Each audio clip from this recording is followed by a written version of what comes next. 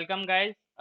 DCC के इस बिल्कुल नई पेशकश दी अलुमनाई टॉक्स में आपका स्वागत है और मैं हूं आपका होस्ट और दोस्त ध्रुव रोहतगी। आज के हमारे इस पहले पॉडकास्ट में हमारे साथ हैं हमारे 22 बैच के सीनियर आदित्य मनी तिवारी भैया। भैया, आपका जब मेरे को पॉडकास्ट लेने के लिए बोला गया तो सबसे पहले मैंने आपका बेसिक इंट्रोडक्शन और आपके अचीवमेंट्स मांगे थे। उनमें से कुछ की पॉइंट्स जो मेरे को आपको मिले जो मैं प्रेजेंट करना चाहूँगा वो ये कि आपने associate software developer at Oracle you recently, और आपने काफ़ी सारे रिनॉन्ड इंस्टीट्यूट से आपने इंटर्नशिप कर रखा है। बाकी जितना भी आपका अचीवमेंट्स है वो सब तो ऑलमोस्ट सभी लोग लिंक्डइन और अदर प्लेटफॉर्म्स के थ्रू आपको देख ही सकते हैं। तो अगर आप अपने ये अचीवमेंट्स किसी भी फ्रेशर या फर्स्ट ईयर या सेकेंड ईयर को बताओगे तो ऑब्वियसली वो आपसे यही पूछेगा कि आपने क्या क्या प्रोसेस किया जिसकी वजह से आपने वो सब अचीव किया। यानी हर चीज़ का कोई ना कोई फाउंडेशन होता है। तो मेरा पहला क्वेश्चन भी आपसे उसी पे बेस्ड होगा कि आप अपने बिगनिंग फेज के बारे में बताइए, जब आप नीटा आए थे उसके बाद आपने क्या क्या गो थ्रू किया और फाइनली अचीव किया। डिफरेंट सब्जेक्ट था मेरे लिए। मैंने नया लैपटॉप लिया था और मैंने कुछ सीनियर से कांटेक्ट किया। उन्होंने बोला कि सौरभ शुक्ला से पढ़ो, अच्छा है। तो मैंने स्टार्ट किया। शुरू शुरू में मुझे लगा कि मतलब मैं छोटा सा प्रॉब्लम सॉल्व कर लेता था, कभी कभी छोटे से प्रॉब्लम अटक जाता था तो दो दो तीन तीन दिन चार चार दिन लग जाते थे। But you need to stick with that कि मतलब आप लगे रहो, वही एक फंडा है। मतलब उसके बाद ऐसा नहीं था कि अब मैं कंटिन्यूअस था। मतलब फर्स्ट ईयर ऐसे बीता कि मैं बहुत कम कोडिंग में प्रोग्रेस किया, लाइक लिटिल बिट, और वो नेग्लिजिबल कोडिंग प्रोग्रेस रहा।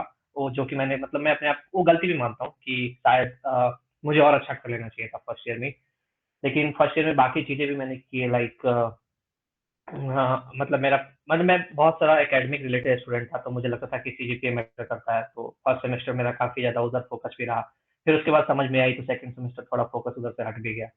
तो फर्स्ट सेमेस्टर जनरली फिर ड्रामा मिले, फिर कुछ सीनियर्स मिले, कुछ अलग अलग चीजों को करने को मिला, कुछ बहुत अच्छे दोस्त मिले जो जिंदगी भर के लिए हैं। तो सब ड्रामा के कारण मिला।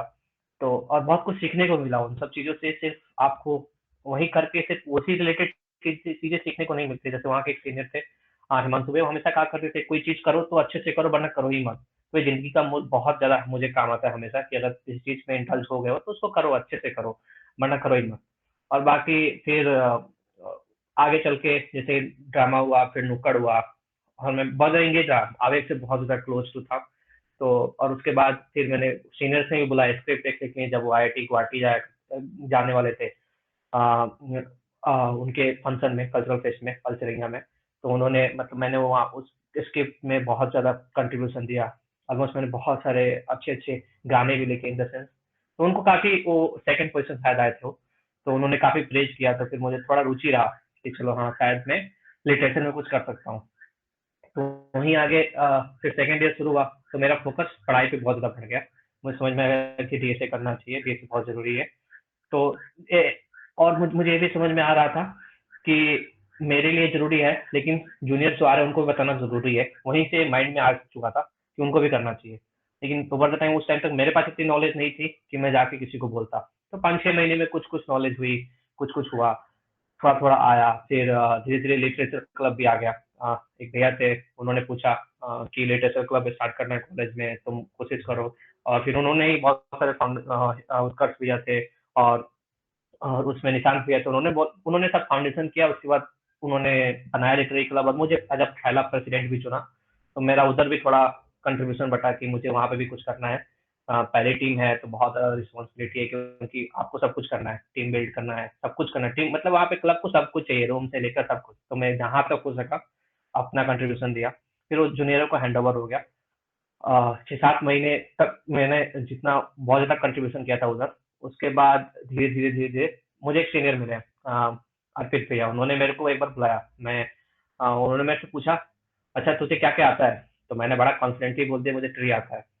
तो उन्होंने मुझे बोल दिया, चल लोएस्ट कॉमन एंसेस्टर निकाल के दिखा, मतलब क्या अप्रोच है। अब उस टाइम तक ना, मतलब मैंने पढ़ा था लेकिन कॉन्फिडेंस नहीं था, तो फिर मैं बता भी नहीं पाया अच्छे से। मैं बोला कि भैया मैं थोड़ा सीजीपीए भी, बोला वो तो ठीक है। मैंने यहाँ पे बोला वो तो भी ठीक है, तो डीएसए में क्या किया है? तो उन्होंने मतलब लिटरली मुझे वो कर दिया, बेइज्जती कर दी, ईगो हट हुआ वहां से। अब मैं उनसे बहुत कुछ सीखने, फिर मैं बोला भैया अब आप काफी है, आप बताइए कैसे करना है। तो उन्होंने मुझे सीपी करने के लिए बोला, और फिर मैंने अपने दोस्तों को बोला सीपी करने के लिए।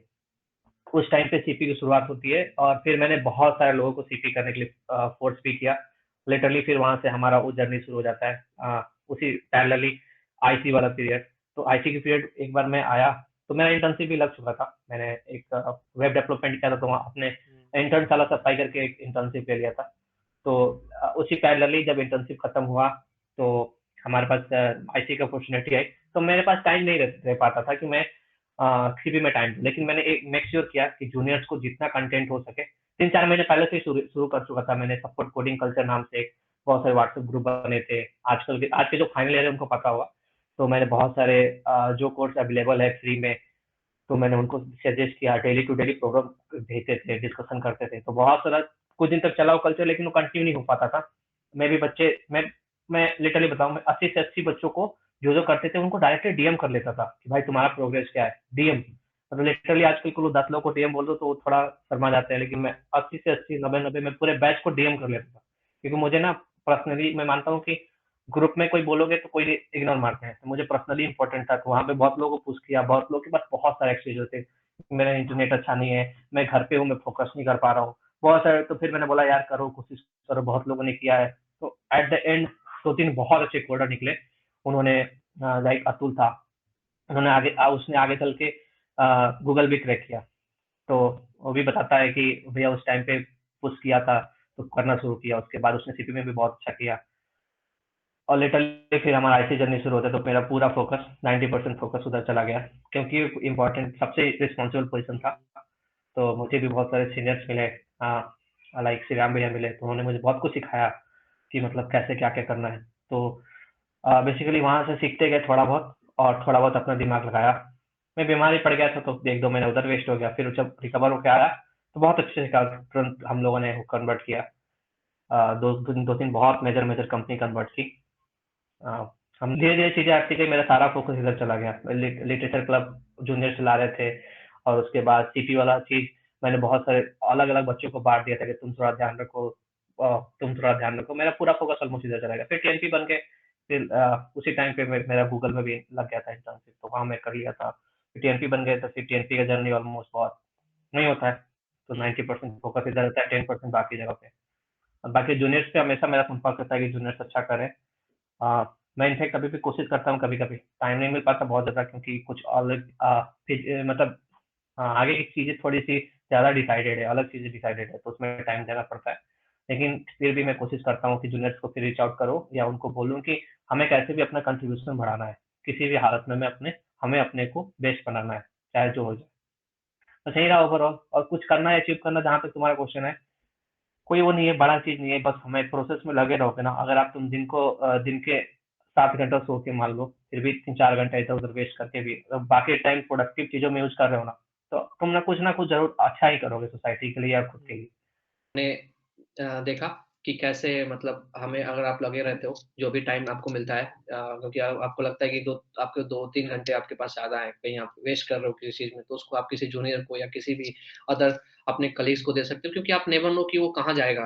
अगर आपको एक इनिशियल पुश मिल जाता है, तो उसके पास भी बहुत सारी थिंकिंग एबिलिटी सबके पास होती है। बस ये होता है समझने में दिक्कत होता है कि आप किसी चीज़ के लिए नए होते हैं, तो आपको वहाँ पे थोड़ी ज़्यादा कोशिश करनी पड़ती है। एज़ कम्पेयर टू अगर आपने बहुत पहले ही कोशिश कर लिया है, तो आपके लिए वो आसान रहेगा, जो किसी ने कब पहले कभी कोशिश नहीं किया, उसके लिए थोड़ा मुश्किल रहता है। सबसे बड़ा मेरा वही है कि अगर आपको मदद करना है, तो सबसे पहले 2 टाइप की मदद कर दो। एक तो आपको बता दो, जो कर रहे हैं उनको बता दो कि आपको वो ये करना है, वो कर लेंगे। वो they are sincere enough to decide कि उनको क्या करना है। कि उनको आप ये सब चीज़ें बता दो कि तुमको ये टारगेट कंप्लीट करना है, ये चीज़ें में पार्टिसिपेट करना है। Now you go and decide कि उसका रोड मैप क्या होगा। आप इंटरनेट आपके पास पे 2-3 सर्च मारोगे, 3-4 लोगों से बात करोगे, समझ में आ जाएगा। क्योंकि अगर मैं कुछ बोल रहा हूँ, तो इसका मतलब ये नहीं है कि मुझे सब कुछ पता है, ऐसा कभी नहीं होता है। हाँ, लेकिन मैं ये बोल रहा हूँ, तो अगर तुम मुझसे पूछोगे कि भैया मुझे समझ में नहीं आ रहा है किससे रीच आउट करूँ, तो मैं ज़रूर अपना पूरा रिसोर्स यूज़ करके आपको बता दूँगा कि कैसे करना है, ठीक है? तो वो चीज़ मैं बिलीव करता हूँ, जो चीज़ जिनके पास एक्स्ट्रा टाइम है उनको बोलना चाहिए कभी भी कि भाई जिनको ज़रूरत है उनको देने की। और प्रोसेस बहुत सिंपल है, सबको आप लगे रहो, you will end up with a very good thing in the NIT Agartala, because this is one of the best institute that give you lot of freedom to decide in which field you are going to rock it. Like management में भी आपको बहुत सारी opportunity मिलती है। आपको technical skills में बहुत सारी अपॉर्चुनिटी मिलती है। देखो everyone safety same, you have to self study आपको करना ही पड़ेगा। आप चाहे जहाँ चले जाओ, तो सेल्फ स्टडी करो, अच्छे से करो और जो चीज़ ज़रूरत है वो सीनियर को रीच आउट करो, वो हेल्प नहीं कर पा रहे तो किसी और को रीच आउट करो, लेकिन मेक इट डन। भैया आपने अपनी स्टोरी में बताया कि आपको टीएनपी और आईसी के आपने भी रोल की रिस्पॉन्सिबिलिटी निभाई हुई है। तो आपको कैसे-कैसे चैलेंजेस चैलेंजेस फेस करने पड़ गए regarding the responsibilities which you have to face in being the IC और टीएनपी? अ, पहली बात मैं कभी किसी पॉलिटिकल पोज़ीशन पे जाने में कभी इंटरेस्टेड नहीं था, जब मैं कॉलेज में आया था तो। मैं मुझे लगता है कि टाइप ऑफ पॉलिटिकल कोई पोज़ीशन है जिसमें जिसमें इलेक्शन भी होता है, पता नहीं कौन जाएगा, इतना कौन करेगा, मुझे इंटरेस्ट नहीं है। फिर मुझे एक सीनियर ने बताया, बोला कि तू मतलब अपने बैच के लिए मैं बहुत बार सबको नोट्स इकट्ठा करके देता था, जब भी सेमेस्टर नज़दीक था, सबको नोट्स, पीडीएफ्स सबको मैं ग्रुप में पहुँचा देता था 1 वीक पहले ही, ताकि सब लोग एटलीस्ट सेमेस्टर में अच्छे नंबर लेके आएँ। ये मेरा पुराना हैबिट था। हुँ। फर्स्ट सेमेस्टर से ही। तो फिर उन्होंने बोला कि तू इतना करता ही है, तू टीएनपी बनेगा तो तुझे बहुत कुछ सीखने को मिलेगा। उन्होंने मुझे फ़ोर्स किया, वो अश्विनी भैया थे, ठीक है? मतलब वो मेरे पुश मैं सेकंड ईयर में था, वो फाइनल ईयर में थे उस टाइम पे। तो उन्होंने मुझे पुश किया। फिर बाद में मुझे लगा कि हाँ, कि मुझे बनना चाहिए, ठीक है? फिर उनके एक दोस्त थे, वो भी टीएनपी थे, तो मैं अक्सर आता-जाता था उनसे मिलने। तो वहाँ किसी शुरू से मुझे टीएनपी बनना है। तो फिर उस टाइम के जो आईसी थे, मैं उनसे भी थोड़ा टच में था। तो फिर मैं उनको बोला, अब मेरे पास चैलेंजेस बहुत सारे थे। पहली चैलेंज ये थी, मेरी कम्युनिकेशन उतनी अच्छी नहीं थी, जितनी होनी चाहिए, क्योंकि आपको एक अपने कॉलेज को रिप्रेज़ेंट करना है एक बहुत अच्छे लेवल पे। इन स्पाइट ऑफ दैट मुझे मौका मिला, तो I am grateful for that कि मेरी कम्युनिकेशन, लेकिन दूसरी बात ये भी है कि आपको कम्युनिकेशन आप सुधार सकते हो। 15 से 20 दिन में आप यू विल बी अ, मतलब वेरी गुड एट इंग्लिश। वो इम्पोर्टेंट नहीं होता, आपका माइंडसेट इम्पोर्टेंट करता है, आपको क्या बात करना है। आपको पहले से पता है क्या बात करना है, आपकी अंडरस्टैंडिंग अच्छी है, तो आप कर ले जाओगे, क्योंकि बस आप इंग्लिश में ट्रांसलेट नहीं कर पा रहे हो अच्छे से। तो इंग्लिश में थॉट सोचना कैसे है, वो बिल्डअप करना है, वो एक बार हो गया। और सबसे पहले चैलेंजेस कि मैं कंपनियों के लिए बहुत न्यू था, क्योंकि मेरा कोई बैकग्राउंड नहीं था कि भाई ये कंपनी, वो कंपनी है। मतलब मैं ऐसा मानता हूँ, अपने आप को चैलेंज देना भी मैं कोशिश करता हूँ कि मुझे पता नहीं था। तो इनिशियल जो सीनियर मिले वो बोले कि ये करो, इनके लिए अब मेरे लिए ना बड़ा प्रेशर बिल्डअप होने लग गया आस-पास कि यार इतना कुछ करना है, मैं कैसे करूँगा? मैं थोड़ा फ्रस्ट्रेट हो गया। तो मैं अपने एक दिन फ़ोन उठाया, अपने जो भी फ्रेंड थे ना, जो आईआईटी, एनआईटी आईआईटी की तैयारी करते टाइम जो थे कोटा वाले, तो उनको सारे को फ़ोन किया कि तेरे कॉलेज में कौन-कौन सी कंपनी आ रही है भाई? ऐसे-ऐसे कर के मैं सबसे ले लिया और सबको मैंने पता किया। तो 1-2 फ्रेंड थे जिन्होंने थोड़ी हेल्प की। मतलब उन्होंने बताया कि वो थोड़ा प्लेसमेंट से रिलेटेड है, तो उन्होंने बताया कैसे काम करना है। फिर वहाँ से शुरू होता है। फिर मुझे मोटिवेशन मिल गया, क्योंकि मेरे पास भी ठीक-ठाक नॉलेज आ गया, तो मैं मोटिवेटेड था। फिर बाकी जब एक बार मोटिवेशन आ गया, उसके बाद मैं और सीनियर को रीच आउट किया, श्रीराम भैया जैसे थे, उन्होंने बहुत कुछ सिखाया और भी बारीकियाँ सिखाई, जहाँ पे हमें सोचना है, कैसे सोचना है। और बाकी उसके बाद आप मेहनत करते गए, मैं बहुत टाइम देता था। टाइम इन सेंस मैं हमेशा देता था, क्योंकि मुझे पता था कि ये बहुत इम्पोर्टेंट पोज़ीशन है। ये ऐसा पोज़ीशन है कि आप किसी की 14 लाख को हुँ। 50 लाख कर सकते हो, ठीक है? और किसी को जॉब दिलवा सकते हो एटलीस्ट, जो जॉब नहीं ले पा रहा है। क्योंकि आपको पूरा एनवायरनमेंट भी चेंज करना है और आपको अच्छी कंपनियाँ भी लानी है, तो उस फील्ड में वर्क करना था। दोनों करना पड़ा, अच्छे से करना पड़ा, दबा के डेढ़ से 2 साल किए। कुछ अच्छे लोग भी मिले टेन्योर में, जो बहुत हेल्प किया, उन्होंने भी हेल्प किया। और वो मतलब आपको एक टीम वर्क वहाँ पे बहुत अच्छा दिखता है। जो टीम वर्क उधर दिखता है टीएनपीसीएल में, वो बहुत बाकी इतनी डिफरेंसेस होती है थॉट्स में कि आप ऐसे सोच रहे हो, किसी और ब्रांच का टीएनपी किसी और तरीके से सोचेगा। लेकिन इस इन स्पाइट ऑफ दैट सब एक कॉमन गोल के लिए खड़े होते हैं और काम करते हैं। तो बहुत ज़्यादा एक अच्छा रिज़ल्ट रहा। चैलेंजेस सबसे ज़्यादा यही रही। पहली बात तो टीम इतनी थी कि मेरे थॉट्स बहुत बार अलग ही रहते थे। तो उसके लिए कभी-कभी बहुत बार सीढ़ी से भी मेरा आमना-सामना हो जाता था किसी पर्टिकुलर बात पे कि हम लोग डिसएग्री कर जाते थे। फिर मैं उनको कन्विंस करने के लिए बार-बार रिक्वेस्ट करता था। मतलब मैं बाद मेल पे मेल लिखता रहा। ऐसा टाइप बहुत बार डायरेक्टर सर ने भी बहुत बार हेल्प किया। तो इन द सेंस कि आपकी थॉट्स सही है, ये ये प्रूव करना बहुत बड़ी बात होती है, ठीक है? क्योंकि आप सही सोच रहे हो, क्योंकि उसके हमें किसी भी थॉट 100% करेक्ट नहीं होता है। आप रोज़ बोलोगे, लोग कौन से बोलेंगे? तो मैं मानता हूँ कि अगर 100 फ़ायदे हो रहे हैं, 2 नुकसान चलेगा, ठीक है? हमें कहाँ सोचना है, हमें कॉलेज को कहाँ देखना है, कुछ पाने के लिए कुछ तो खोना पड़ेगा ही पड़ेगा, ठीक है? तो वो वाली चीज़ को बहुत बार डिफरेंसेस रहे। वहाँ पे भी सब फाइनल ईयर में इस बात पे सबसे ज़्यादा प्रॉब्लम आई। उसके पहले मेनली कम्युनिकेशन प्रॉब्लम था। टाइम देता था और थोड़ा इनिशियल पुश एक बार मिल गया उसके बाद तो हो गया, अपने आप हो गया, कुछ ज़्यादा नहीं करना पड़ा। भैया आपकी अभी तक की स्टोरी सुन के मैं ये गेस कर पा रहा हूँ कि आपको हमेशा से सोशली लोगों की हेल्प करना बहुत पसंद रहा है। लाइक फ्रॉम फर्स्ट ईयर आप नोट्स सर्कुलेट करते थे अपने सबके लिए, फिर आपने कोडिंग कल्चर को बढ़ावा दिया। कभी ऐसा कोई फेज आया आपकी लाइफ में जब आपको किसी की हेल्प की ज़रूरत फील हुई, या फिर डिप्रेसिंग मोमेंट, कोई ऐसा टर्निंग मोमेंट जब आपको लगा कि अब मुझसे ये चीज़ नहीं हो रही है, तो आपकी किसी ने आपको किसने सपोर्ट किया, ऐसा कोई फ्रेंड सर्कल जिसके बारे में आपको शेयर करना चाहें? बहुत बार आया पढ़ाई मतलब मेरी पर्सनल प्रॉब्लम्स भी आई तो मेरे बाकी बहुत पर्सनल प्रॉब्लम बहुत अच्छी-अच्छी प्रॉब्लम आई, बड़े-बड़े लेवल पे। तो मेरे बाकी दोस्तों ने हमेशा मुझे सपोर्ट किया, हमेशा मतलब वो मेरे से ज़्यादा मेरे प्रॉब्लम को समझते थे। तो दैट इज़ देयर कि वो तो फ्रेंड जो कॉलेज से बने वो हमेशा हेल्पफुल रहते हैं। बाकी एकेडमिक्स वाइज़ मैंने बताया अर्पित भैया को उन्होंने उस टाइम पे एक अच्छा पोस्ट दिया, बहुत ज़रूरी पोस्ट था। अगर वो नहीं होता तो फिर शायद मैं किसी गलत डायरेक्शन में चला जाता। उन्होंने एक डायरेक्शन को ही मैंने मोड़ दिया।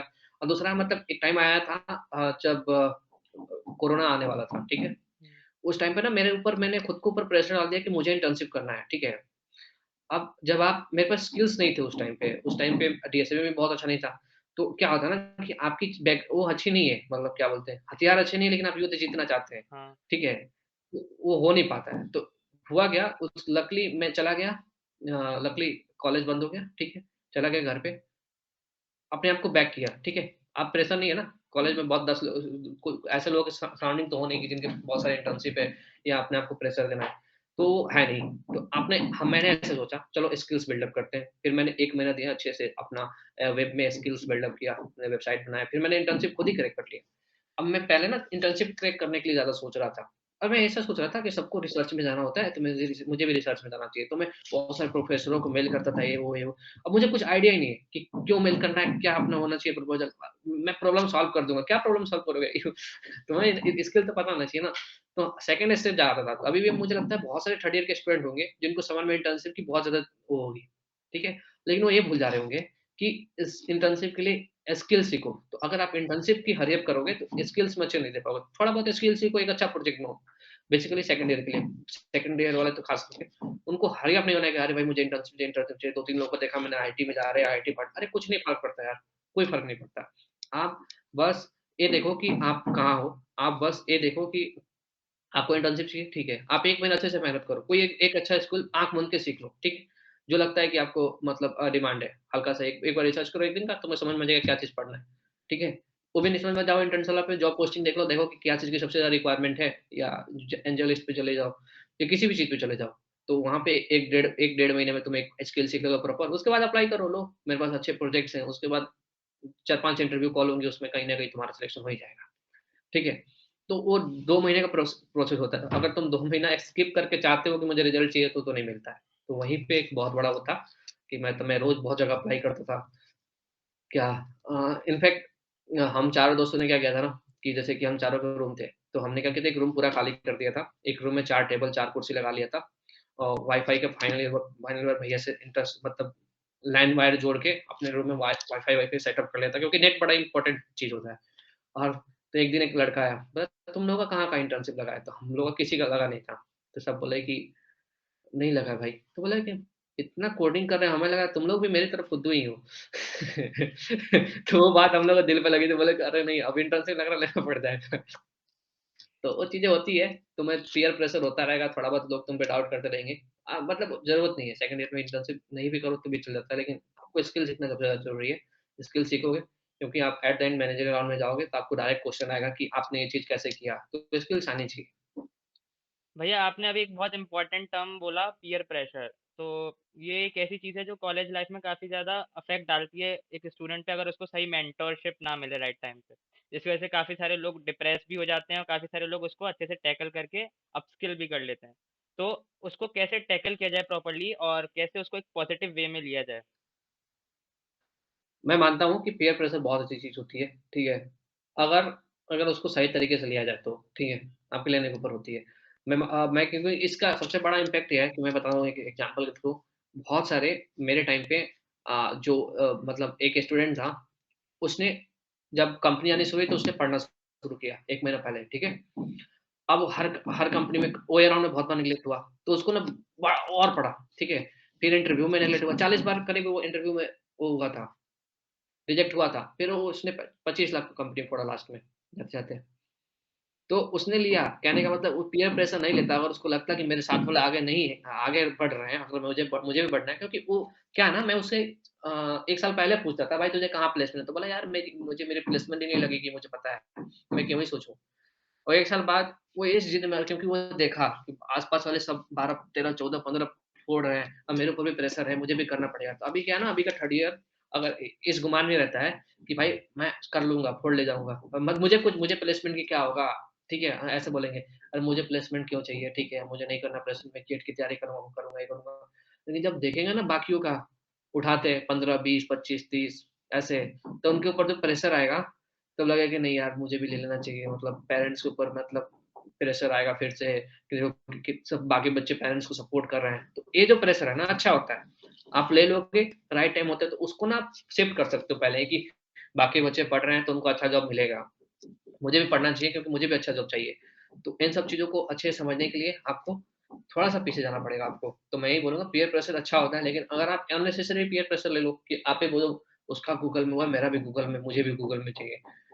वो नहीं होने वाला। मैं हमेशा बोलता हूँ लोगों को देखो यार, कंपनी एक मत डिसाइड किया करो, क्योंकि लक बहुत ज़्यादा ज़रूरी होता है और सबका अपना लक भी होता है, सबका अपना वो भी रहता है, किस्मत बहुत इम्पोर्टेंट है। तो तुम ये सोच लोगे कि मेरा भी उसी में होगा, तुम्हारा भी उसी में, तो नहीं होता है। तुम ये सोच लो 10-15 कंपनियाँ सोच लो कि मुझे उसी में होना है, तो हो जाएगा, किसी न किसी में ज़रूर हो जाएगा। एक में सोच लोगे तो अननेसेसरी तुम जाके कुछ छोटी-छोटी गलतियाँ करने वाले हो इंटरव्यू में, क्योंकि डर जाओगे, तुम्हारे अंदर इतना ज़्यादा डर होगा कि यार इसमें तो करना ही है। सारा माइंड इस बात पे होगा कि इसमें तो करना ही है। हुँ। बाकी माइंड यहाँ पे होना चाहिए कि क्वेश्चन्स क्या आ रहे हैं, मुझे आंसर देना है। अगर ये वाला माइंड्स के साथ जा रहे हो इंटरव्यू में, तो तुम ज़्यादा अच्छा करोगे एज़ कम्पेयर टू तुम ये सोच के जा रहे हो कि मुझे इसी में करना है। तो वो अननेसेसरी छोटी-छोटी गलतियाँ कर आएगा। देखोगे कोई क्रिकेटर सोच के चले जाए कि मुझे इस मैच में 100 मारना ही है। देखो घबरा के ऐसी गलती करने वाला है, जो ये नया सोच के आता तो ज़्यादा अच्छा रहता। तो जाके एक मार देगा, कहीं मार देगा, विकेट में मार देगा, कहीं इधर मार देगा, कहीं नॉर्मल एकदम बेकार बॉल पे आउट हो जाएगा। तो सब चीज़ों से बचना है हमें। हमें कभी भी ये नहीं सोचना, अपने आप को प्रेशर में नहीं लाना है। लेकिन हाँ, सामने वाले को देख रहे अच्छा कर रहे हैं, तो हमें अपने आप को ये समझाना है कि हमें भी अच्छा करना चाहिए। भैया आपने ऑलमोस्ट काफ़ी सारी इंटर्नशिप्स करी है, मैंने आपके रेज़्यूमे में देखा। तो आपका कोई ऐसा इंटरव्यू एक्सपीरियंस रहा है जो आप शेयर करना चाहोगे, जिसमें लाइक आपने कुछ सीखा कि नहीं मेरे अंदर ये कमी थी, आपने उससे डेवलप किया अपने अंदर, ऐसा कोई एक्सपीरियंस? देखो, ऐसा नहीं होता कि कोई भी इंटरव्यू मतलब किसी में इंटर्नशिप कर रहे हो तो वो ऐसा ही कंपनी होता है।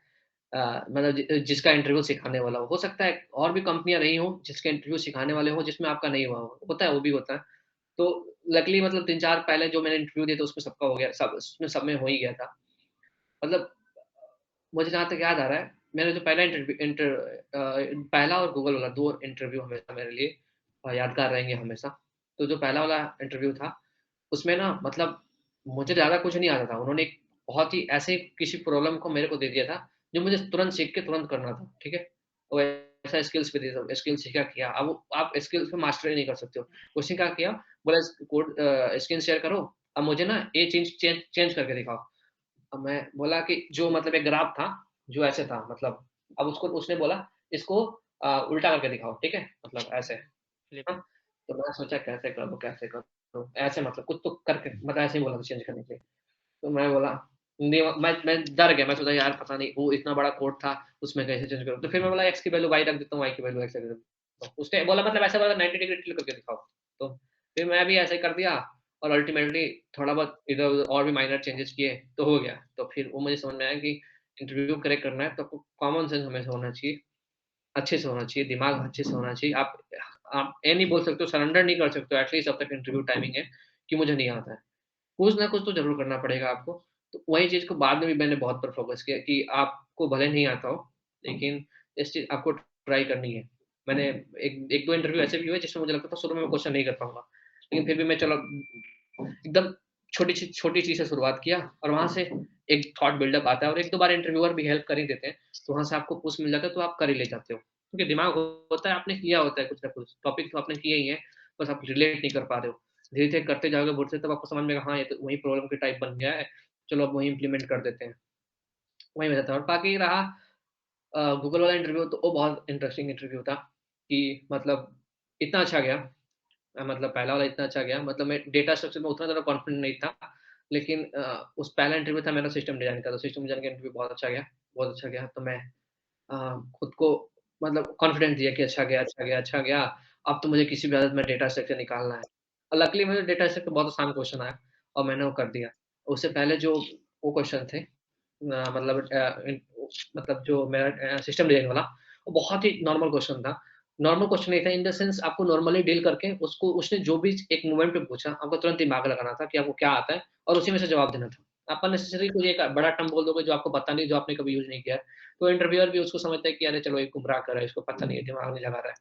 अगर आप वही बोलोगे जो आपको आता है, आपने सीखा है, आप उसी में सोच के बोलोगे, तो हो सकता है वो इंटरव्यूअर आपको बहुत अच्छे से ले ले। और वो हुआ भी है कि मतलब उन्होंने मेरे से पूछा, मैंने अपने हिसाब से जवाब दिया, उन्होंने काफ़ी प्रेज़ भी किया और इंटरव्यू हमारा ठीक-ठाक लंबा भी चला, 10-15 मिनट एक्स्ट्रा भी चला। और मुझे हमेशा ये सिखाया है कि आप छोटे-छोटे चीज़ों से शुरुआत करो इंटरव्यू में भी। आपको ऐसा नहीं सोचना है कि नहीं होता है कभी-कभी कि आपको देखा हुआ प्रॉब्लम मिल जाए, तभी आपको फिर शुरुआत करना हमें सिखाया ही जाता है। आपको नहीं देखा हुआ प्रॉब्लम मिलता है तो नहीं घबरा जाना है, एटलीस्ट ट्राई करना है। ब्रूट फोर्स तो लिखना है, फिर आपको समझ में आ जाएगा कि अच्छा है, उस जैसा प्रॉब्लम बन गया है तो ऐसे कर सकते हैं। अल्टीमेट इसका भी एक बेसिक डाउट आ रहा है कि एकेडमिक की वजह से वो लोग अपने आप को अपस्किल नहीं कर पा रहे हैं। और हम सबको पता है कि फर्स्ट ईयर से ही जो अगर अर्ली ग्रोथ होती है वो कितनी ज़्यादा इम्पोर्टेंस रखती है, जैसे आपने भी स्टार्टिंग में बोला। तो ट्रू, एकेडमिक्स और अपस्किलिंग वाली पार्ट को कैसे हम सेपरेट आउट करके अपने आप को बेटर वर्जन में कन्वर्ट कर सकते हैं? बहुत अच्छा क्वेश्चन है कि मुझे लगता है कि फर्स्ट ईयर को अगर अच्छे से नरिश किया जाए, तो they are going to rock it. They are the future of the college, तो उनको अच्छे से प्रोटेक्ट करना हमारी रिस्पॉन्सिबिलिटी है। तो जो उनका पहला क्वेश्चन है एकेडमिक्स कैसे मैनेज करना है, देखो तुम जेईई दे के आए हो, ठीक है? तो तुम्हें आदत है फिज़िक्स, केमिस्ट्री, मैथ पढ़ने की, ठीक है? तुम अपने आप को कंफर्टेबल कर सकते हो फिज़िक्स, केमिस्ट्री, मैथ पढ़ा के, ठीक है? फर्स्ट ईयर में यही होता है और आप यही बोलोगे चलो उसको और डीपर लेवल पे लेके चलते हैं, यही तो है, यही तो चीज़ है, मैं 3-4 बुक से और कर दे रहा हूँ और एनपीटीईएल का भी लेक्चर ले ले रहा हूँ, यहाँ से भी पढ़ ले रहा हूँ, वहाँ से पढ़ ले रहा हूँ। एट द एंड क्या है, सेकंड सेमेस्टर के बाद बहुत सारे सब्जेक्ट दिखेंगे नहीं, लाइक फिज़िक्स, केमिस्ट्री तो नहीं दिखने वाली, मैथ तुम्हारे 3rd, 4th सेमेस्टर तक रहेगा और वो भी उसका बहुत ज़्यादा यूज़ नहीं आएगा। अगर आप कोडिंग अब डिपेंड अपॉन ब्रांच है यहाँ पे मतलब मेरा मतलब गलत हो जाएगा। मैं सीएसई का हूँ, तो मैं सिर्फ सीएसई की बात कर रहा हूँ, लेकिन डिपेंड अपॉन द ब्रांच हो जाएगा कि आपको कुछ चीज़ों को बिल्कुल ही नहीं दिखने वाली, कुछ चीज़ें दिखेंगी थोड़ी-थोड़ी। तो तुमको ये समझना है कि आपको इमोशनल नहीं होना है सब्जेक्ट को देख के, ठीक है? कि इसमें तो मुझको पीएचडी कर लेना है, मैं पीएचडी करने आया हूँ। आपको इमोशनल नहीं होना, आपको अपने चीज़ों को अपने प्रायोरिटी सॉर्ट आउट करना है कि देखो, ये चीज़ तो मैं 1 घंटा पढ़ के मैं निपटा सकता हूँ। भाई मेरे भी सीजीपीए 9 है ऑलमोस्ट, ठीक है? तो ऐसा नहीं है कि मैं दिन भर लगा रहता था बुक में। पहले सेमेस्टर में 9.45 थे, तो वो ठीक। अब 9.45 हो या 9 हो, क्या फ़र्क पड़ता है? कुछ फ़र्क नहीं पड़ता है। एट द एंड 8 से ज़्यादा होना चाहिए, 8 से ज़्यादा होना चाहिए, ठीक है? अब मैं खूब अच्छे से मेहनत किया तो 9.45 आया। अब मैं भी थोड़ा और अच्छे से कर लेता तो 9.67 आ जाता, मे बी गोल्ड मेडल मिल जाता। भाई उस गोल्ड मेडल क्या इम्पोर्टेंट है अगर उ तुम 5 लाख की जॉब ले जाते हो और तुम 30 लाख की जॉब ले जाते हो और बीच में तुमको 5 लाख प्लस गोल्ड मेडल दे दिया जाए और 30 लाख दे दिया जाए। तुम क्या बोलोगे यार गोल्ड मेडल तो ठीक है, कोई बात नहीं मेरा वो फाइनल एम तो था नहीं, मैं एक अच्छा जॉब मेरा फाइनल एम था। तो तुमको सॉर्ट आउट करना है कि तुमको गोल्ड मेडल चाहिए, तो लग जाओ अच्छे से, सब कुछ भूल-भाल के रख दो। अब तुमको अच्छा जॉब चाहिए तो तुमको समझना पड़ेगा, तुमको पढ़ना पड़ेगा। अब तुम ये नहीं कह सकते हो कि फर्स्ट ईयर हो गए कि मेरे मुझे एकेडमिक पे ज़्यादा फ़ोकस करना है क्योंकि मैं कुछ और कर ही नहीं पा रहा हूँ, एकेडमिक्स का टाइम नहीं मिल रहा है। सबने किया है, अगर सबने किया है तो तुम भी कर सकते हो। तुम अपने आप को एक्सक्यूज़ देना बंद कर दो कि तुम नहीं कर सकते। सिंपल सिंपल सा चीज़ है। तुमको सबको पता है कि एग्ज़ाम टाइम से 5 दिन पहले शुरू करना होता है पढ़ना। आप उसके बाद कॉलेज क्लासेस में हो तो मैं देखो अब ऑनलाइन प्लेटफ़ॉर्म है तो मैं कुछ चीज़ें ऑफ़लाइन बोलूँगा, ज़्यादा सही रहेगा। तो हमें समझना चाहिए क्लासेस में अच्छा क्लासेस में पढ़ लिए तो बहुत सारी चीज़ें तो ऐसे ही क्लियर हो जाती हैं। उसके बाद आपको जो घर पे आते हो, पूरा टाइम कोडिंग दो। 5 4-5 घंटे तो तुम्हारे पास है ना। घर पे आने के बाद 5 बजे छुट्टी हो जाती है, 2-3 घंटा खेल लिए, 8 बजे के बाद 1 बजे तक तो तुम कुछ ना कुछ कर ही सकते हो, पढ़ ही सकते हो। 2-3 घंटे कोडिंग करो, कहाँ से टाइम नहीं मिल रहा है बताओ?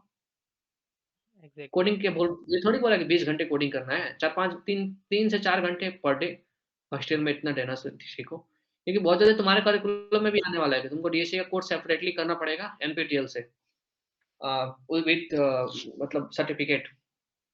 तो हुँ, तुमको डीएसए आना ही पड़ेगा फर्स्ट ईयर में। तुम इसको एक्सक्यूज़ मत दो, क्योंकि तुम्हारे साथ वाले बच्चे ना सिलचर वाले, उनके यहाँ भी एकेडमिक्स है, उनके यहाँ भी सब कुछ है। वो देखो फर्स्ट ईयर में कितने अच्छे-अच्छे प्रोफाइल बना के बैठे हैं। इनफैक्ट तुम चले जाओ थोड़ा दूर और राउरकेला चले जाओ, हमीरपुर चले जाओ, सेकंड ईयर में आके जी-सॉल्व फोड़ लेते हैं। तो इन द सेंस तुम जब तक अपना ड्रीम भी बड़ा नहीं करोगे ना, तब तक कुछ अचीव ही नहीं कर पाओगे। मैं भी सोच लेता भाई कॉलेज में आज तक कुछ ये कंपनी है, वो कंपनी है, नहीं बुलाते हैं, छोड़ो, क्या ही ज़रूरत है। मैंने ड्रीम बिग किया, हो गया अचीव, बच्चों ने निकाला, अब हमारी रेगुलर है वो सब कंपनियाँ। एक डाउट ये भी रहता है बच्चों को, लाइक सेकंड ईयर मोस्टली, जो इस पीरियड पर मोस्टली लोग अपना रेज्यूमे अपडेट करना या फिर बनाना स्टार्ट करते हैं। तो बहुत सारे लोगों को प्रोजेक्ट्स रिलेटेड डाउट रहता है, यानी स्किल्स अगर उनके अंदर डेवलप हो गई तो वो प्रोजेक्ट्स के बारे में सोचते रहते हैं कि कैसे प्रोजेक्ट्स इंपॉर्टेंट होते हैं for showcasing to the companies और whether they are appearing for.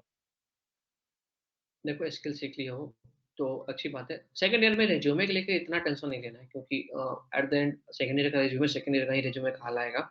अगर तुम फिर भी अच्छा बनाना चाहते हो तो देखो कोई भी प्रेज़ेंटेशन बहुत इम्पोर्टेंट होता है।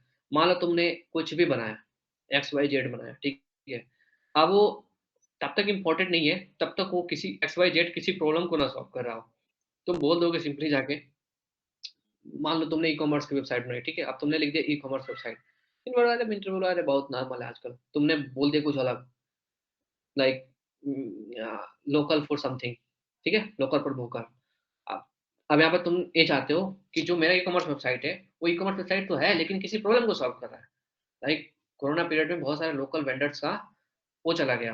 अब हम उनको इस माध्यम से उनको एंगेजिंग करके, मतलब ऑनलाइन प्लेटफ़ॉर्म पे भी एस्टेब्लिश कर रहे हैं धीरे-धीरे। हमारे बहुत सारे वॉलंटियर्स हैं, जो उनको एस्टेब्लिश कर रहे हैं। अब that is a problem solving. Code में तो अलग ही है ना, कोड में तो बनना तो ई-कॉमर्स ही है। या कोड थोड़ी चेंज हो जाएगा, और तुम्हारा एटीट्यूड चेंज हो रहा है कि तुम समझाने के तरीके क्या यूज़ करना चाहते हो, वो चेंज हो जाएगा। तो हमेशा ऐसा सोचो कि तुम जो भी कर रहे हो, एक किसी प्रॉब्लम को सॉल्व कर रहा हो, कि तो तभी उस पे अच्छा डिस्कशन मिल जाए। और प्रोजेक्ट वही होना चाहिए तुमको, देख ग्रांटेड तुमको भी पता है 2-3 स्टैंडर्ड क्वेश्चन तुम्हारे ऊपर आने वाले हैं। तुमने क्या चैलेंजेज़ आए और तुमने कैसे उसको फिक्स किया, और तुम्हारा फ्यूचर गोल क्या है? तुम इसको कितना बड़ा और बनाना चाहते हो? तुम्हारा एटीट्यूड क्या रहने वाला है इस प्रोजेक्ट को लेके? तो तुमको ये समझना पड़ेगा कि अ, मतलब स्टैंडर्ड क्वेश्चन्स का रिप्लाई मुझे कैसे देना है? तुमने प्रोजेक्ट क्यों बनाया? ये भी बहुत स्टैंडर्ड क्वेश्चन है। तो तुम प्रॉब्लम सॉल्व करने के लिए बनाए हो, तो तुमको पता है 4 क्वेश्चन है, चारों क्वेश्चन का आंसर मेरा प्रोजेक्ट देना चाहिए। तभी वो किसी मतलब तभी उस प्रोजेक्ट का कुछ इम्पोर्टेंस है। और बाकी 1-2 प्रोजेक्ट तो ऐसे स्टैंडर्ड होते ही हैं। एक अच्छा प्रोजेक्ट बना लो, और एक सीखते वक़्त कोई ना कोई प्रोजेक्ट बन ही जाता है। कोई भी स्किल सीख रहे हो तो। एक नॉर्मल सीखते हुए बना लो और एक अच्छा स्किल्स बना लो। हुँ, भैया, इट इज़ ऑब्वियसली नोन कि आपका लाइक मोस्ट इम्पोर्टेंट पीरियड जो कि मोस्टली प्लेसमेंट टाइम का ऑनलाइन कोविड के टाइम पे चला गया। सो ऑनलाइन के टाइम पे इस टेन्योर में आपको कैसे चैलेंजेस फेस करने पड़े? लाइक उस समय इंटर्नशिप्स भी आपने शायद ऑनलाइन ही बैच में ही की होंगी।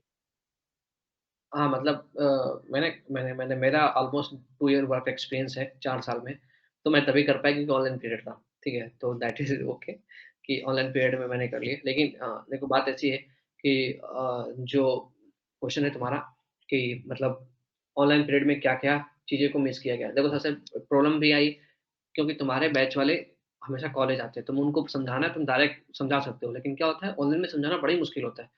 हुँ, आपको सबको पर्सनली जाकर पूछना पड़ेगा क्योंकि ग्रुप में कोई जवाब नहीं देता है। तो सबको पर्सनली जाके हैंडआउट देखना पड़ता है। उनके पास प्रॉब्लम होता है कि नहीं मैं अकेले नहीं कर पा रहा हूँ, मुझे कुछ प्रॉब्लम है। अब कॉलेज में हो तो बगल वाले रूममेट से पूछ लेंगे, चलो भाई ये क्या बता दो यार, साथ बैठ के कर लेंगे। तो कुछ-कुछ प्रॉब्लम्स बच्चों को आती है कि वो एक जो ग्रुप स्टडी वाला कल्चर था, वो धीरे-धीरे खत्म हो गया और उसका वो फ़ायदा नहीं उठा पाए।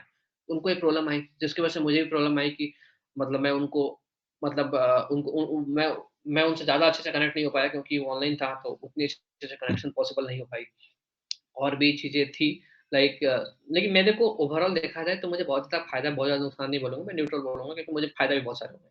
ठीक है? क्योंकि मुझे बहुत टाइम मिलता था क्योंकि आप एक ड्राइव ऑफ़लाइन कराए हो तो आप ऑफ़लाइन कराओगे तो बहुत टाइम लगता है। हुँ, ठीक है? इन द सेंस आपको मतलब एचआर को लाना, ले जाना, सब कुछ करना। उस टाइम आप किसी और कंपनी को कॉल करने में यूटिलाइज़ कर सकते हो, कहीं और रिसर्च करने में यूटिलाइज़ कर सकते हो, तो वो सब बचा, टाइम भी बचा, जिसकी वजह से रिसर्च और अच्छी पॉसिबल हो पाई। और दूसरा चीज़ ये भी हुआ कि ऑनलाइन होने की वजह से ये भी हुआ कि कंपनियों को यहाँ आना नहीं पड़ता है, तो उन्होंने वो दे आर मोर फ्लेक्सिबल कि आप वो मतलब कहीं से भी किसी कॉलेज जा सकती हैं। तो हमारा कॉलेज थोड़ा-सा फार एंड में पड़ता है, तो थोड़ा-सा जो पहले वाला प्रॉब्लम हुआ करता था, वो नहीं है यहाँ। लेकिन स्टिल उतना बड़ा प्रॉब्लम नहीं था क्योंकि हमारे यहाँ अ अ, वो है एयरपोर्ट है, तो उतना बड़ा प्रॉब्लम तो था नहीं, लेकिन फिर भी स्टिल उस प्रॉब्लम का भी जो भी सॉल्यूशन हो, छोटा-मोटा सॉल्यूशन है। अ, भैया तो मैंने ऑलमोस्ट आपसे सारे टेक रिलेटेड डाउट्स पूछे। Like as it is known कि आप right now I am talking to ex NLC president also, और आपने बताया कि आप आवेग से भी लंबे समय तक जुड़े रहे। तो कोई भी ऐसा डायलॉग या फिर कोई भी लिटरेचर ओरिएंटेड चीज़ जो आप ऑडियंस को सुनाना चाहें? अभी राष्ट्रीय युवा दिवस था 12 जनवरी को। स्वामी विवेकानंद जी के उस पे मनाया जाता है। तो उसपे रिलेटेड जो युवा को वो प्रोत्साहन करते थे, युवा के मार्गदर्शक थे। तो मैंने एक लिखी थी, ये अल्चरिका में इसको यूज़ किया गया था। अ, अल्चरिका में यूज़ किया गया था शायद। मतलब हाँ, शायद अल्चरिका में यूज़ किया गया था। तो जो वो थे ओरेटर थे, उनको फर्स्ट बेस्ट एक्टर का भी अवार्ड मिला था। ठीक है? तो वो था "ए युवा तू देश है, स्वाभिमान है, इस देश की पहचान है, तू लौ है, तू आत्मा, तू जीता हुआ सम्मान है।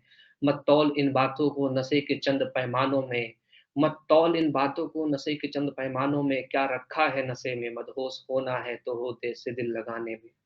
तू टूटा तो यह देश भी टूटेगा, तू हारा तो यह देश भी हारेगा, तू जीतेगा है दम तुझ में, तू खड़ा तो हो नमन संसार करेगा, तू इट खड़ा इज़ तो हो नमन संसार करेगा।" इट्स तो रियली मैं हमेशा मानता हूँ कि एज़ अ युवा को मतलब बहुत ज़्यादा अब मैं देख रहा हूँ प्रोपोर्शन बढ़ता जा रहा है, ठीक है? उस क्षेत्र में भी बहुत सारे युवा नशे की तरफ जा रहे हैं, तो मेरा यही मानना है कि they need to reconsider their decision कि कितना कूल है और कितना प्रोडक्टिव और कितना इम्पोर्टेंट है उनके लिए। it's really motivating for all the freshers and for us people because we are the building pillars of the nation obviously. भैया कॉलेज डेज में आपका कोई एकदम बेस्ट और वर्स्ट मेमोरी जो रहा हो जो आप शेयर करना चाहो हॉस्टल डेज में? बेस्ट मेमोरी बेस्ट मेमोरी तो बहुत सारी है, मतलब कितनी कंपनियाँ कन्वर्ट हुई, जी मैं बहुत बचा हूँ। तो और इनफैक्ट कॉलेज के अंदर जो बेस्ट मेमोरी थी, हमने मोक्षा जीता था। तो मतलब हमारी टीम ने मोक्षा का जो कॉम्पिटिशन हुआ करता है, हल्ला बोल, उसमें फर्स्ट प्राइज़ जीता था। तो वो बहुत बेस्ट, क्योंकि मैं एस्केप राइडर था ऑलमोस्ट।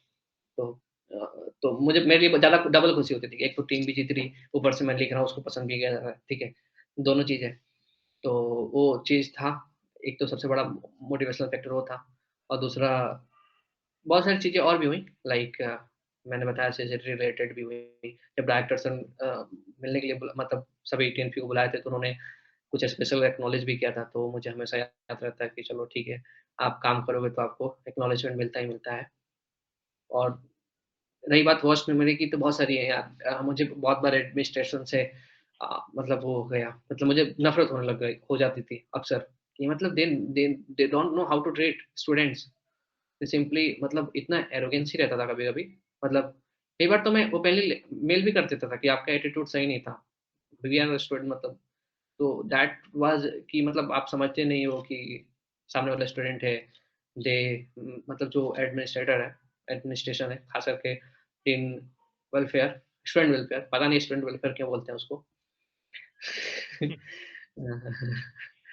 तो वो सब चीज़ें हैं जो मतलब दे नीड टू थोड़ा उनको और होना पड़ेगा, बच्चों से रिलेट करने के लिए। और सब वर्स्ट मेमोरी में आती ही हैं कि ऑफ कोर्स कॉलेज के लिए आप इतनी अच्छी मेमोरी लेके जाते हो, थोड़ा बहुत इन सब का भी जाता है प्रोपोर्शन, थोड़ा बहुत।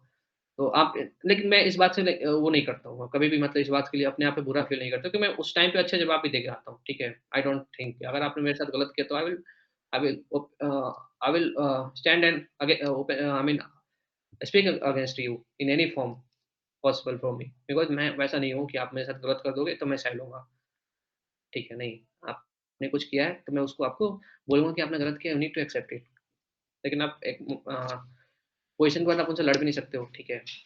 एट द एंड मैं मान लेता हूँ ठीक है, टीचर ही है, क्या ही है। न्यूट्रल खुद को करने के लिए, लेकिन ठीक है, बहुत सारी चीज़ें उनको भी सीखनी चाहिए। आप अपने आप को कॉलेज में आने से पहले और अब क्या चेंजेस पाते हो, मेजर चेंजेस जो? मैं 100% चेंज हो गया हूँ, ऐसा। मेरा मेरा गोल चेंज हो गया, मतलब मेरा एटीट्यूड चेंज हो गया, मतलब मैं जैसे चीज़ों को देखता था वैसे चेंज हो गया। मैं पहले एकेडमिक्स ओरिएंटेड था, अब मैं प्रैक्टिकल चीज़ों के ज़्यादा ओरिएंटेड हूँ। पहले मैं कुछ और बनना चाहता था, मैं कुछ और बनना चाहता हूँ, ठीक है। खास करके टीएनपी पीरियड ने बहुत चेंज किया। मतलब जितना चेंज टीएनपी पीरियड ने किया, उतना शायद ही कुछ किया होगा और बाकी दोस्तों ने तो कंटिन्यूअसली चेंज करवाया मेरे को, मतलब ये चीज़ मतलब बार-बार कर के मैं बहुत ज़्यादा मतलब थोड़ा वो टाइप का स्टूडेंट था, मतलब कुछ ज़्यादा ही सीधा फर्स्ट बेंचर, फिर धीरे-धीरे लास्ट बेंचर हो गया। बहुत ज़्यादा डर था, अब वो डर ही नहीं, लास्ट तक डर भी नहीं रहता था, जो मर्ज़ी वो कर रहे थे। तो बहुत सारा चेंजेज़ हो गया। कॉलेज 100% इंसान को चेंज कर देता है। एक न्यू तुम एक नया अपने आप को पाओगे 4 साल बाद। इतनी सारी मेमोरी हो जाती है, इतने सारे लर्निंग एक्सपीरियंस रहते हैं। अ, भैया सेशन को रैप अप करने से पहले एक लास्ट क्वेश्चन ये होगा कि कुछ words of wisdom for all the junior batches of yours first to fourth year which are still studying in NIT Agartala. अपने कॉलेज से प्यार करो यार, हमेशा। Try to contribute. बहुत लोगों को मैं देखता हूँ, मतलब मुझे मुझे एक हँसी आ जाती है उन पे कि they got a really they got something जो वो हमेशा अपने समाज में अपने आप को रख के, उस पोज़ीशन को रख के अपने आप को एडमायर समझ सकते हैं, ठीक है? कि मैंने इतना अच्छा अचीव किया है। लेकिन उनको ये भूल जाते हैं कि उन्होंने इतना अच्छा एनआईटी अगरतला में आके अचीव किया है, ठीक है? तो मैं कभी दोबारा उनसे किसी कॉलेज के लिए हेल्प भी माँग लो, तो वो मतलब बहुत ही बेकार तरीके से ट्रीट करते हैं कभी-कभी। मुझे लगता है फिर मैं मुझे हँसी आ जाती है कि यार मतलब कैसे लोग हैं मतलब इस दुनिया में, अच्छे नहीं है। फिर मैं सोचता हूँ कोई बात नहीं, मैं तो अच्छा हूँ, कुछ और जानता हो तो अच्छे हैं, क्या फ़र्क पड़ता है। तो इसलिए तुमको हमेशा हमेशा अपने कॉलेज से प्यार करना है। 4 साल निकल जाए, 10 साल निकल जाए, 15 साल निकल जाए और कॉलेज की किसी इम्पोर्टेंट चीज़ में तुम कंट्रीब्यूट कर सकते हो, ज़रूर करो। क्योंकि ये हमारा कॉलेज है, ये तुम्हारा ये किसी और का कॉलेज नहीं है, हमारा कॉलेज है, ठीक है? हमारे कॉलेज को हम हमेशा देख मैं अ, मैं कई बार एडमिनिस्ट्रेशन को सोच देखता हूँ, वो भी नहीं अपना कॉलेज मानते हैं। दे आर सैलरीड पर्सन, दे पे फॉर देयर जॉब। लेकिन ये हमारा कॉलेज है, हमारे अंदर हमेशा रहने वाला है कि ये हमने इससे ग्रेजुएट हुआ है। तो ये हमें हमेशा रिप्रेज़ेंट करने वाला है। तो हमें इसको हमेशा देखना है कि ये कैसा है। अच्छा है कि चेक करते रहना है कि कहाँ हमें इसकी मतलब कहाँ हमारी सपोर्ट की ज़रूरत है इसे। तो तुम लोग भी पास आउट हो जाओ, कुछ भी हो जाओ और इसलिए तुम लोगों को मेहनत भी करनी है कि अपने कॉलेज को वहाँ पे नाम नहीं है, चलो यार वहाँ पे नाम करवा के आते हैं।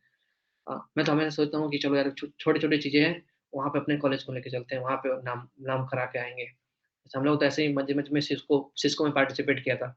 सिस्को का एक फंक्शन था, डाइवर्सिटी प्रोग्राम का, तो उसमें हम लोग को हमारा कंपोज़िशन फर्स्ट फर्स्ट पे सेलेक्ट हुआ। वो गाना मैंने लिखा था और बाकी अर्नव था फाइनल ईयर का, उसने कंपोज़ किया था। We care for everyone and LinkedIn पे होगा भी। तो सिस्को में फर्स्ट प्राइज़ जीता हूँ, बताओ बहुत बड़े-बड़े कंपोज़िशन के सामने हमारा जीत गया। तो इट्स लाइक एनआईटी अगरतला ने फर्स्ट प्राइज़ जीता। तो हम लोग मैं चाहता हूँ कि हम लोग ये सोचना चाहिए हमारा कॉलेज है, हर मोमेंट पे ये चीज़ अपने अंदर लाना चाहिए कि कैसे हम इसको और बड़ा बना सकते हैं। ये हमारी रिस्पॉन्सिबिलिटी होनी चाहिए। भैया it was a really wonderful session with you और आई होप कि जितना भी कुछ हमने आपसे सीखा और पूछा वो काफ़ी सारे लोगों को चेंज करेगा उनका mindset regarding their college and their life और इस अलुमनाई टॉक्स के इस पहले एपिसोड में हमारे साथ बने रहने के लिए शुक्रिया। Till then dream code and conquer. Thank you guys. Thank you everyone.